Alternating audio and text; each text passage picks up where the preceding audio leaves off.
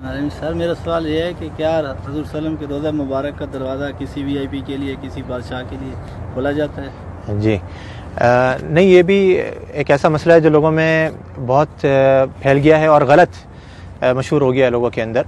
लोग ये समझते हैं कि फ़लाँ बादशाह वगैरह आते हैं और वो नबी सल्लल्लाहु अलैहि वसल्लम की क़ब्र की ज़ियारत के लिए जाते हैं।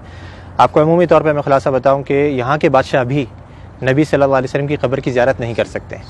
क़ब्र की यानी कि क़ब्र तक नहीं जा सकते हैं। सही, हम भी जो जाते हैं, आपने देखा होगा हम कहाँ तक जा सकते हैं? जो जाली लगी हुई है, जाली ये किसने लगाई है? जाली ये सऊदी हुकूमत ने लगाई है, यानी कि पुराने ज़माने में जाली नहीं लगी होती थी। इसके पीछे, जाली के पीछे क्या है? बहुत से लोग ये समझते हैं, वो झाँक करके देख रहा होता है कि हमें क़ब्र नज़र आ जाए किसी तरीके से। क़ब्र नामुमकिन है कि नज़र आ जाए, क्योंकि जाली के पीछे 3 दीवारें हैं।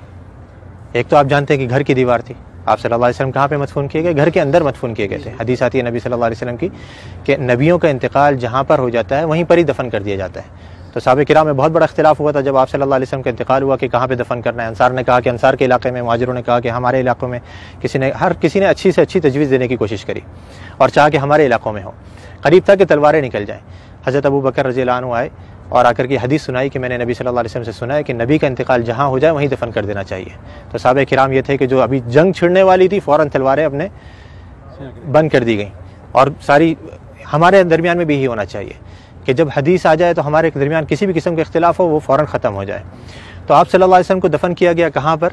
देखा गया कि आपका इंतकाल हुआ है हज़रत आयशा के घर के अंदर। आप सल्लल्लाहु अलैहि वसल्लम हज़रत आयशा की गोद में सर रखे हुए थे। आप बीमारी की हालत में थे, बहुत ज़्यादा बुखार की तपिश में थे। तो आप सल्लल्लाहु अलैहि वसल्लम को वहीं पर ही मदफून कर दिया गया जिस जगह पे आपका इंतकाल हुआ। तो वो जगह कौन सी थी? घर। अब घर की ज़ाहिर बात है 4 दीवारी थी। 4 दीवारी के बाहर कुछ अरसे के बाद पुराने ज़माने में ही एक और दीवार बनाई गई जिसके 6 कोने थे। 6 कोने, यानी कि आमतौर पर 4 कोने होते हैं ना घर की दीवार के, उसके 6 कोने बनाए गए थे। ये 6 कोने क्यों बनाए गए थे? पीछे की तरफ से, क़िबला भी इस तरफ है, जुनूब में, मदीने का जुनूब में क़िबला है, घर इधर है। घर के पीछे का जो इलाका है वहाँ पे तिकोन बनाया गया था। जो दीवारें हैं वो तिकोन करके बनाई गई थी। क्यों तिकोन बनाई गई थी? ताकि कोई शख्स जब नमाज पढ़े तो उसकी सीध नबी सल्लल्लाहु अलैहि वसल्लम की क़ब्र की तरफ नहीं हो, इधर कोई नमाज ना पढ़ सके, ताकि आप सल्लल्लाहु अलैहि वसल्लम की क़ब्र सामने नहीं आए नमाज के दरमियान में। क्योंकि नबी सल्लल्लाहु अलैहि वसल्लम की हदीस यहाँ पे लिखी हुई, आपने बोर्ड पे पढ़ी होगी कि आप सल्लल्लाहु अलैहि वसल्लम ने कब्रिस्तान में या क़ब्र की तरफ रुक करके नमाज पढ़ने से मना किया है। तो वहाँ पे ये दूसरी दीवार बनाई गई। अब 2 दीवारें बनी हुई हैं, तीसरी दीवार इन दोनों दीवारों के दरमियान में बनाई गई, इसके बाहर नहीं। 2 दीवारें बनी हुई हैं, इनके दरमियान में ये तीसरी दीवार बनाई गई। तो इस दीवार के ऊपर ये गुम्बद खड़ा हुआ है। इस दीवार या इसके साथ में कुछ छोटे मोटे सुतून से हैं, उनके ऊपर ये गुम्बद खड़ा हुआ है। यानी जैसे मैंने अभी थोड़ी देर पहले जिक्र करा था कि जो अंदर घर की दीवार है वो तो कच्ची है, उसके ऊपर गुम्बद नहीं बनाया जा सकता है। तो घर के बाहर की दीवार पर ये गुम्बद खड़ा किया गया। तो अब ये 3 दीवारें हैं। ये 3 दीवारों के अंदर जो पहली दीवार थी, सबसे घर की जो दीवार थी, इसके अंदर पहले ज़माने में एक खिड़की थी, एक दरवाज़ा था और ऊपर एक रोशनदान था। रोशनदान वहाँ से हवा है। खिड़की और दरवाज़ा जो पुराने ज़माने में बंद कर दिया गया था, रह गया था रोशनदान। वो भी कुछ अरसे के बाद इस डर से कहीं कोई परिंदा अंदर गिर करके मर ना जाए और उसकी बिसान बदबू वगैरह अंदर फैले, वो भी बंद कर दिया गया बिल्कुल। तो अब कोई अंदर जाने की जगह बाकी रही? ना दरवाज़ा है, ना रोशनदान है, ना खिड़की है। तो बादशाह भी नहीं जा सकते। हाँ, अगर कोई जिन को अल्लाह ने सलाहियत दी हो कि वो दीवार पार करके अंदर चले जाए तो मुमकिन है, लेकिन इंसान नहीं जा सकते।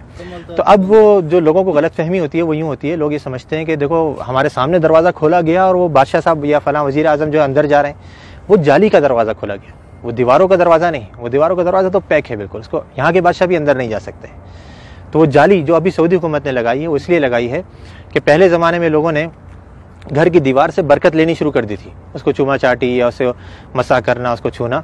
तो ये गलत काम है। जैसे मैंने अभी जिक्र करा कि नबी सल्लल्लाहु अलैहि वसल्लम ने आसार के ततब्बु से मना किया है। नबी सल्लल्लाहु अलैहि वसल्लम के बताई हुई शरीयत के मुताबिक हमने अमल करना है।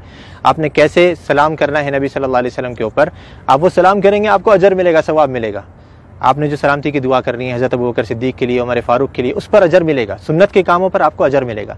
लेकिन दीवारों की चुमा चाटी करना, या जैसे बहुत से लोगों को देखा जाता है मस्जिद नबवी के दरो दीवार को अभी भी वो अपने रुमाल उतार करके उस पर फेर रहे होते हैं कि उसके अंदर बरकत मुंतकिल हो जाए, या कोई एहराम का कपड़ा लाया हुआ होता है, या कोई टोपी उतार करके उस पर फेर रहा होता है।